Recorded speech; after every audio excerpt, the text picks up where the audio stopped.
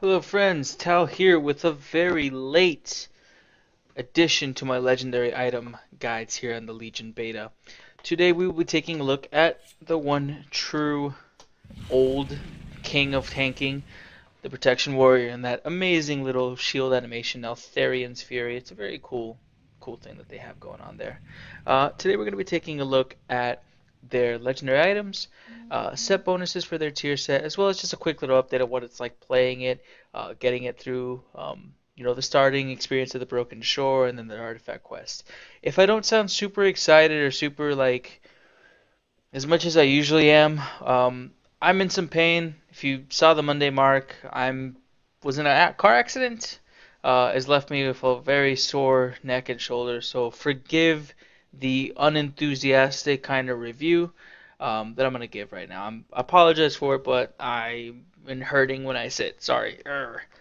Anyways, guys, as far as leveling the character up again a little bit, not leveling him, but getting through the Broken Shore and the artifact, Warriors are still suffering from the issue that I've kind of been noticing in the Legion beta, whereas you're either swimming in rage or you're gasping for even just a sliver of that good red stuff. Um, Mechanically speaking, as far as like the buttons they press and everything, they're fine. I mean, they're fun.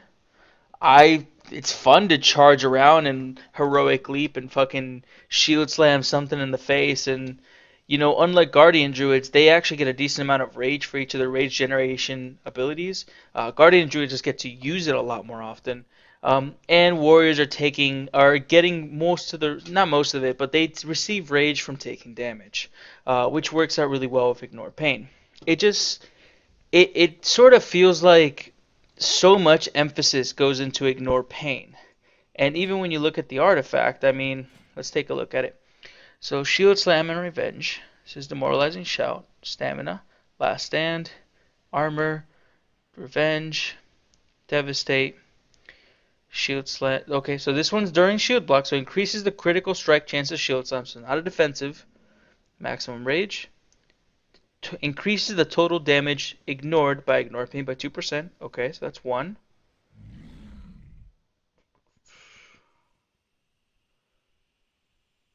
Alright. And then a big golden one for Ignore Pain versus Shield Slam Revenge, and then scales that erupt out of you. A big trait goes straight to Ignore Pain, which blocking an attack has a chance to increase the total damage ignored by your next Ignore Pain by 60% and generate 30 Rage. So you can see that this combos very well for Shield Block because Shield Block means you're going to immediately be blocking attacks. So it's going to make your next Ignore Pain be buffed up and generate 30 Rage. So this is definitely another one of those situations where when you have all the artifact traits, I think that's when you're going to feel pretty fucking badass. I think that's when it's going to feel good. You're going to have that nice little rhythm. Shield Block has a low recharge, is only 10 rage, and if you see here, blocking an attack has a chance to increase the total damage ignored by your Ignore Pain by 60% and generate 30 rage. What this means to me is every shield block that you use, you probably are going to get one or two procs of this, which is going to make you Ignore Pain, which is going to give you 30 rage that you can then either use for another Ignore Pain or just build it up, hold on to it. Maybe use Focus Rage if you have a talent that I'm going to talk about in a little bit. But it's another one of the scenarios where you need all your artifact traits to feel powerful, to feel good. Until then, it does feel like Rage is just scarce. It doesn't feel super great when you're off by yourself. I still think that Focus Rage is a goddamn abomination and they should give you back Heroic Strike. It doesn't make any sense to me why you would press a button to make another button hit harder. Like, why not just let us do instant damage? That was the great thing about Heroic Strike. You burn your rage very quickly and it's just instant damage. I don't see the problem with it being Heroic Strike. I wish they would change it. But there's actually a nice little interaction when you take this talent Vengeance because it basically makes your rage costs less overall, but at the price of you not being able to spam one or the other. So basically, Ignore Pain reduces the rage cost of your next Focus Rage by 50%, and Focus Rage reduces the rage cost of your next Ignore Pain by 50%. honestly, playing around, even when I was, AoE tanking a bunch of stuff, which when you're AoEing a bunch of stuff, having 3% haste for each enemy is really, really good. And just making Demoralizing Shout give you 50 rage and increase your damage you deal. Just having Vengeance and alternating between Focus, Rage, and Ignore Pain, you really start to feel like you have more rage. You don't actually have more rage, but it just feels like you have more because you're using less on each one of the abilities. You're using, you know, 20 on Ignore Pain and 15 on Focus Rage. It feels different. You do feel it. Admittedly, you do feel it. Um, and it feels better, but it's still a situation that I think isn't super great. As you scale with gear, it'll maybe get better. It just kind of depends on how the math works out and how much of your damage, how much of your health bar you have to take so you can get some rage, and the fact that Ignore Pain is an absorb shield, but it has a hole in it, so you still take some damage. So you're still generating some rage. Um, all in all, I think warriors are going to be fine. They just lack some of the extra tools that I think tanks need if you want to be super competitive at a mythic level. Again, at a mythic, low gear, pushing content level, the extra toys, the extra abilities are what can make or break things. Can a warrior do everything everyone else can? Yes. Trust me, I'm not trying to say warrior. I'm not trying to shit talk warriors. I'm not trying to say they're awful. I actually quite enjoy playing it when I'm able to get some rage. It's nice and fun. But I'm just not able to see the situations where you can abuse your class mechanics and yell at things and hit it really hard to make it bend to your will. Um, the only things that I can really see that are really going to be interesting is the fact that Safeguard is going to cause your intercept, which is your charge on a two-charge system, 15-second recharge. You choose to charge an ally or charge an enemy. But when you intercept an ally, you basically have half of vigilance that goes on you. So you cause 20% of the damage they take to be transferred to you.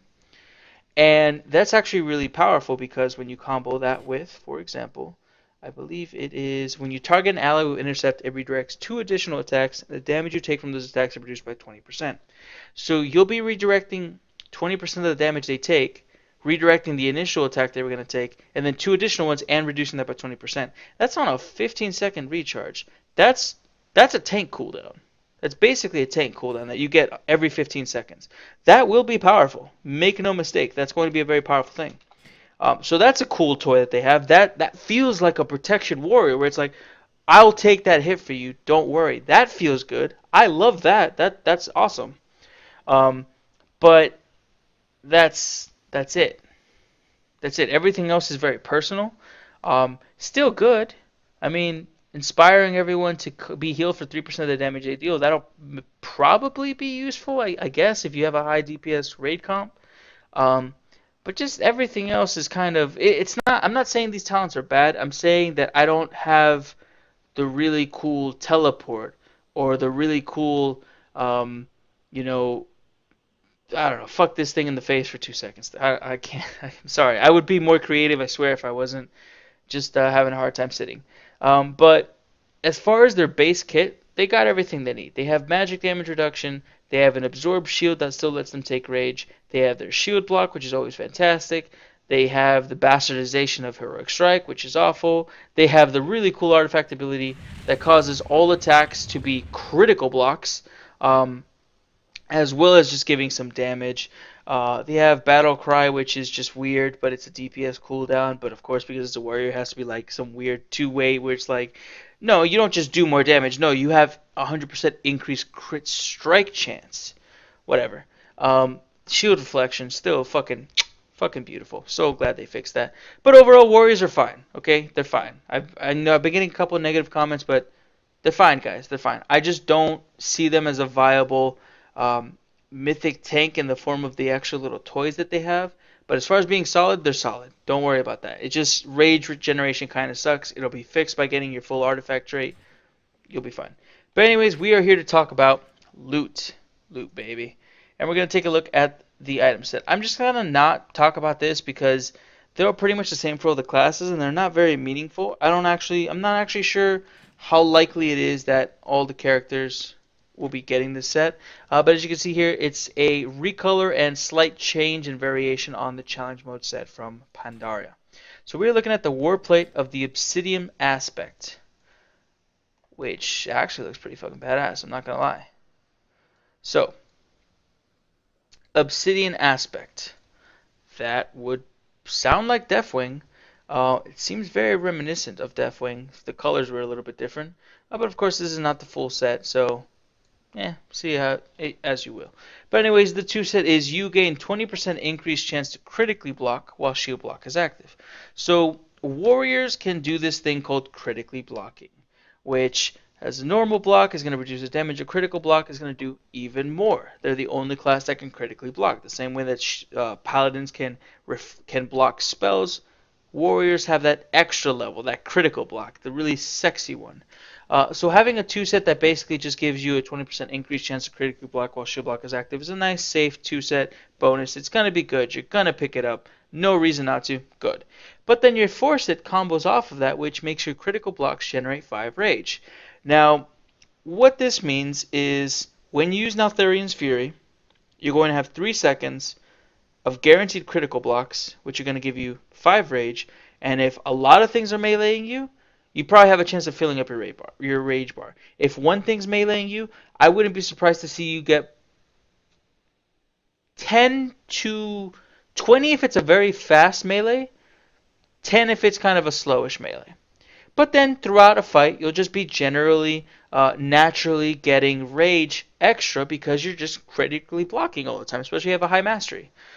Especially because crit, I think, is devalued quite a bit because of the fact that you just have a 100% increased crit chance every minute for 5 seconds. It'll probably devalue crit a little bit, but it's good. Overall, it's a decent set. You're gonna go for it. It's fantastic. It helps you with the biggest problem you have, which is not that you don't have the cooldowns, you don't have the survivability. You just need some more rage. That's all it is. Warriors just need a little bit of injection of rage, and they're fine. So I think this is a good, nice, safe first tier set.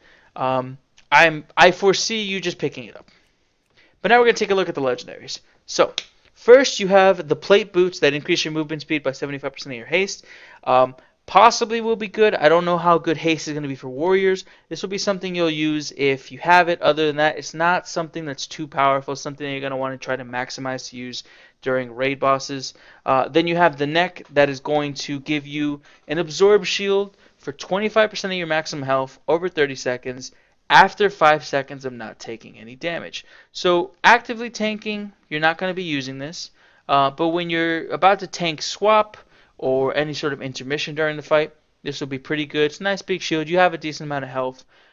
It's not going to be buffed up as much as Guardian Druids or Blood DKs, but it's still decent. Not the best, but it's okay. Then you have this piece of shit ring, which honestly I don't see anyone ever... Let me read this actually. Successfully applying a loss of control effect to an enemy grants you 70% increased movement speed and 15% haste for 10 seconds.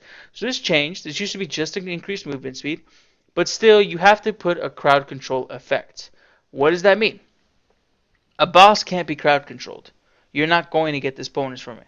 Ads can be crowd controlled. If you need that extra haste or that extra movement speed, you have this, you shockwave a group of ads and they're actually able to be stunned. That's a decent amount of haste and a decent amount of movement speed you'll be getting for doing that. So again, you're not going to be aiming to use this, especially if you can only use one legendary at the very start, but nice to have, I guess. Then you have the Destiny Driver. Intercepted attacks, remember, intercept can be used on allies or enemies. Intercepted attacks grants you and your intercept target an absorb shield equal to 25% of the damage done by the attack for 10 seconds. So, you're going to intercept someone, and if you take the talent, you're going to be reducing the damage. You're going to be transferring 20% of the damage they take to you. When you have the trait, you're going to be intercepting 2 additional attacks and reducing that by 20%. And now with this legendary, you're going to intercept the attack, and you're going to get an absorb shield equal to 25% of the damage done by the attack. So a lot of emphasis being put on this intercept. Again, you're going to be able to save people's lives with this. Healers, melee, ranged. You're going to be able to help with mechanics, and you can use this on your co-tank. It's 15 seconds, guys. That's a big deal. You can use this all the fucking time. Knowing when to use this and intercept and follow the traits and talents and everything, I think that is the one toy the Warriors are going to have, which feels so fucking warrior-y. Let me just throw that out there. As a tank, as a protection warrior, this is the kind of shit you should be doing. You're not a Death Knight reducing magic damage on you. You're not a Vengeance Demon Hunter jumping around all over the place with your fucking spikes and emoness. You're not a protection paladin just putting your blessing on someone and raising them up gloriously with magical divineness. You're a warrior. You run in front of them, put your shield in, and you take the brunt of the attack. That's cool. This I can see as being a very powerful thing if you need a lot of protection on certain allies. If the mechanic that hits ranged does a decent amount of damage, I can see this being a very good thing. Probably gonna want to have it in your bags. Then you have the Walls Fell. That's a weird name. Shield Slam reduces the remaining cooldown of Shield Wall by 4 seconds. Okay. Usually your big cooldowns, you have them. You're either going to be using them at set moments timed out throughout the fight, or when you're in oh shit mode. Reducing the cooldown by 4 seconds, these shield slam, which you use a lot, is nice, admittedly, but I don't think it's going to be as powerful as you might think. Again, most of the time you schedule when you're going to use your shield wall, or you kind of just use it as shit hits the fan. It's going to be nice, but it's not going to, I think, be necessary. And you have Thunder God's Vigor. Each enemy you hit with Thunderclap reduces the remaining the cooldown on Demoralizing Shot by 1 second. So clearly a very AoE focused talent, or legendary item. Demoralizing Shout hits everything, reduces the damage they deal to you by 20%. So if you're fighting a lot of AoE, you Thunderclap, you get to use Demoralizing Shout more often. Fantastic for AoE tanking. Then you have Manaroff's Bloodletting Manacles. You heal 1% of your maximum health for every 10 rage you spend. Now remember, rage generation is kind of shitty. If you spend 100 rage, you just heal for 10% max health. That doesn't sound like a lot, because it's not. Impending Victory heals you for 15%. It's up every 30 seconds. I think this will be okay. It's not going to be a big deal. At least not unless you're generating so much rage. It's just stupid healing. But I don't personally see this being too crazy powerful. And then you have these plate gloves that devastate, increases the damage done, and rage generated by your next revenge or shield slam by 20%. So this again is addressing that first big issue of rage generation. And since you're spamming devastate pretty much all the time, it'll get you in the habit of making sure that before you use revenge or shield slam, you devastate, you use that, get more rage, able to use it more often. I very much see these gloves. I see this finger and this chest probably being the major ones that people want to go towards. But the other ones aren't bad choices, except for these manacles. I honestly don't see that. I don't think you're going to be using so much rage in the long run to make this heal for a lot. So as you can see here, the legendaries actually are able to cover the one thing that I keep complaining about warriors, which is the rage generation, as well as making your intercept be even that much better with your utility that you provide your raid team. Sadly, you don't have any raid cooldowns. You are not going to have mass grip. You don't have... So, Guardian Druids have Stampeding Roar. Blood DKs have mass grip. Vengeance Demon Hunters have mass grip, mass silence, a couple of teleporting stuff. They have a tank cooldown that they can throw down. Let's see, the other tanks. Paladins can talent into a raid cooldown. They have all their blessings. Monks get shit on, essentially. Sorry, monks. That's what... Spoiler alert, that's what your video is going to be about. And then warriors have intercept that's going on. But that's pretty much it. They only have the intercept going on. They don't have anything else as far as helping their raid team or like cool little tricks that they can do. Which I could see being a problem. Having Heroic Leap is really nice. It's really good, very valuable. But, hey, if you only have one really cool trick, make that trick even better. It's going to be good. I definitely see Intercept being a very powerful tool that good protection warriors will use at certain moments when they're not required to be tanking the boss. Or even when they're actively tanking the boss. If you can get a good moment and charge in and charge back out, I see it as being very good. But other than that, nothing game-breakingly powerful. Nothing that I would say is required. Although, to be fair, these gloves kind of feel required. Having more rage is always going to be good. Eventually, you'll be able to spam it on the bastardization of Heroic Strike, Cold Focus Rage. Which, guys, I'm going to say that every single motherfucking time until everyone else is copying me. I want to start a thing. This is now called the bastardization of Heroic Strike, Focus Rage. That's the name of this fucking spell. I'm going to say it for the entire expansion, I think. I will try. But anyways, guys, that's kind of a quick little overview of the legendary items for the Protection Warrior. Pretty cool all around. Again, some people have kind of been defending Protection Warrior. I've been bashing on them a little bit. I just wish they had cooler, funner toys. I think Intercept, giving it all those abilities, that is exactly what a Protection Warrior should be doing. They should be taking the damage for him, putting their shield in front of other people. They yell, they hit things, they just that's what I want. That's what I want to see. And I just wish they had more toys like that. More abilities, more things that they could do. But anyways, guys, I hope you enjoyed this video. If you did, go ahead and subscribe to the channel. If you'd like to be notified when I'm streaming on YouTube Gaming, which I'm gonna be starting to do. You probably already seen me do Overwatch. I'm probably doing Overwatch as this comes up. But I hope you guys enjoy it. I just realized that my chat on the right is trade chat, and I have a graphic covering the left chat because, yeah, science. Anyways, guys, have a wonderful day. I appreciate you greatly for taking the time to watch this, and I just want to let you know that thanks. You mean a lot to me. See you around.